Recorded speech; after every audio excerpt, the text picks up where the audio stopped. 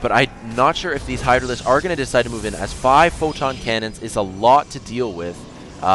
You know, even with this many Hydralisks, the Hydralisks are going to take a lot of damage, and losing Hydralisks are going to be more costly than losing a photon cannon or 2. So at this point, we do have 7 warp gates already up and running, and it looks like we are going to see maybe some sort of timing attack, timing pressure from the Protoss player, as he is mining off of 2 bases, warping in units very quickly. Templar Archives on the way. So as has seen that the Protoss player the Zerg player mOOnGLaDe is going a very Hydralisk heavy army, and Az's decision to counter this is to get Psystorm and to get charge for his Zealots, and I think that is certainly a wise decision. Let's see if it works out for Az.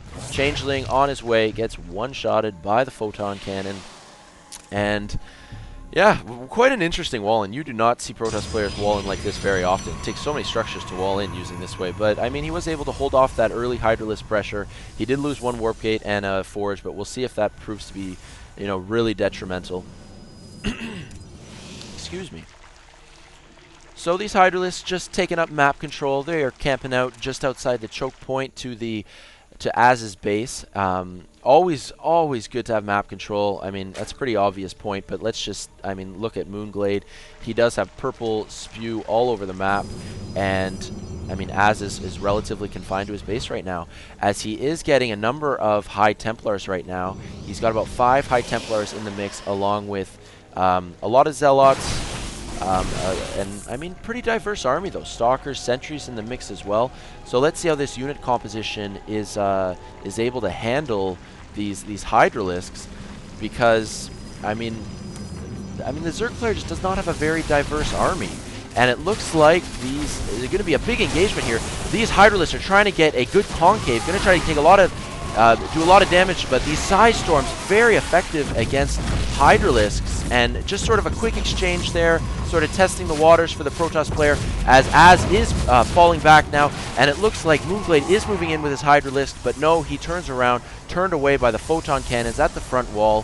So Az just wanted to sort of, you know, get a little taste there, dip his toe in the water, see how it felt, and we'll just see what Az decides to do from here, as he sees that mOOnGLaDe is just going pretty much pure Hydralisk at this point, and he's going to try to counter as best he can. So let's see what Az is going to be able to do, because if Az doesn't move out and make something happen quickly, he is going to fall behind very quickly. This is Az's window of opportunity as the Protoss player to do something before the Zerg mOOnGLaDe is going to be able to macro up too heavily to a point that, you know, Az just won't have a response, because the high yield is becoming saturated, and soon enough the Zerg player is going to be just pumping units out, mining off of 2 bases, and the weapons level 2 is on the way for the Protoss player.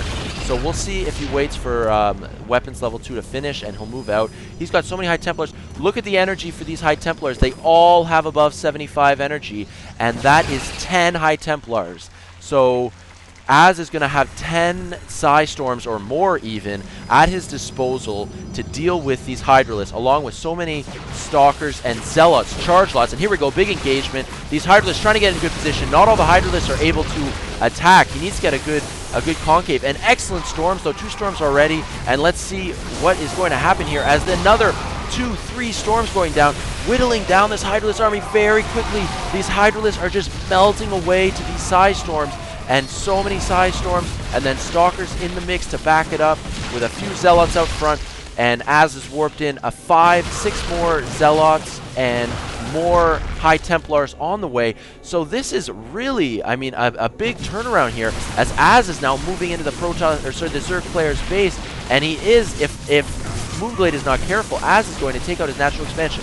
All the drones are going to be forced to micro away a little bit, trying to reinforce with Hydralisks, using the high ground advantage, but is it going to be enough, as there are a lot of Stalkers and Zealots backing them up.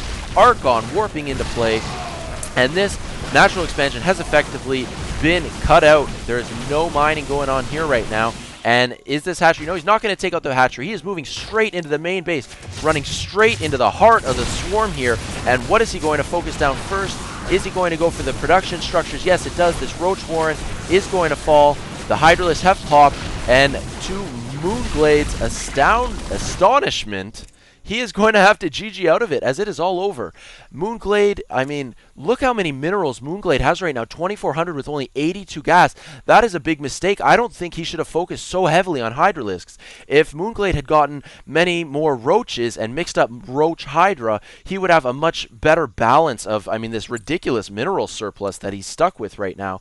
A couple mistakes by mOOnGLaDe did cost him this game. So I hope you guys enjoyed that cast. A very big Protoss versus Zerg, a big matchup. I enjoyed casting it. So, I mean, thanks for watching. Thanks for listening. Don't forget to check out youtube.com/HunterStarcraft, as I'm going to be uploading all my commentaries to that channel. So look forward to many more, all right? This is Hunter Starcraft here saying peace out.